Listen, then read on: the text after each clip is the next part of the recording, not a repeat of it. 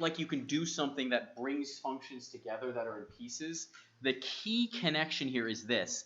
This number is the same as this number, and then the lower one is here, and the upper one is right here.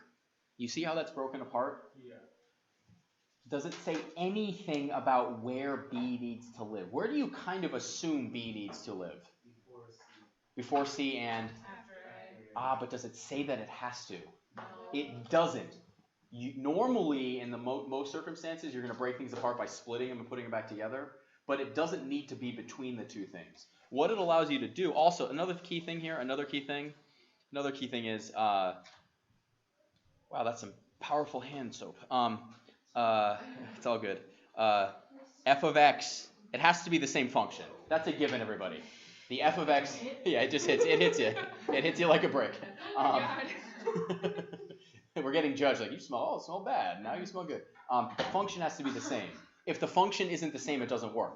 What this allows you to do is I could say like the integral from 2 to 8 of x squared dx is equal to the integral from 2x squared dx plus the integral all the way to 8 of x dx. And what can I put here and here? 10.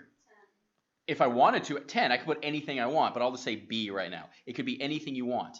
It'll still be true. And you can go in both directions. So sometimes it'll help you to put things together, and sometimes it'll help you to break them apart. What about this one? What does this one effectively allow you to do? What does this effectively allow you to do?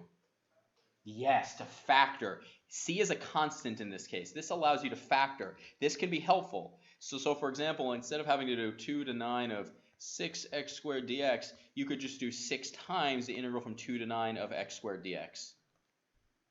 You can go back and forth. Here, what does this allow you to do? What does this allow you to do? And the one thing, it's okay. This is technically okay. There's nothing wrong with the notation here. I really like doing this though, just so it's super clear that you're taking the integral of the whole thing. What does this allow you to do? What does this allow you to do? The first thing is taking the integral of, yeah, Sarah, what does it allow you to do? Is this like the piecewise functions? It's kind of like that. It allows you to undo two functions. So in this case, you can break it apart across the limits of integration. But in this case, you're doing the integral of f of x plus g of x. What can you do instead of doing the integral of both things added together? You can do the integral of each one separately. Each one separately. So instead of doing the integral of 2 to 9 of x squared plus 2x plus 5 dx, what could you do instead? The integral from 2 to 9 of dx plus the integral of 2x dx plus, hey, can you do it with 3 functions? Absolutely, if you wanted to. Dx. That's just the integral of 5. So it's going to be 5 times 7 is 35. Anyway, these are helpful in deconstructing and reconstructing integrals. Okay, so I'd like you to try this one right here. By yourself, write me the single integral expression that represents the area between those two graphs. From what to what? 3 to 5. And then you're going to have something in here, dx. Can someone tell me the first thing, what's going to go first? G of x. The what? Yeah, what's g of x in this case? X squared. And then what? X. Is it going to be plus or minus? Minus. You need the difference between the two. Because it's the distance between. What's the distance between 5 and 3? What's the distance between 2?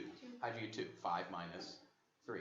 And why is it x squared minus x and not x minus? Why is it x squared minus x and not x minus x squared? Because x squared is always. Careful. Not always. In between 5 and 3. Yes, from 3 to 5, x squared is bigger than x, right? Between 5 and 3. Let's say I changed this just a little bit. Let's say I asked you the same exact thing, but I said, instead of this, I said, I changed it from do the same thing, but do it from 0 to 1. Do the same question, but do it from 0 to 1. What would that integral be? See if you can write. Because at like a point like 0.5, x is actually greater than x. Correct. From 0 to 1, x is actually greater than x squared.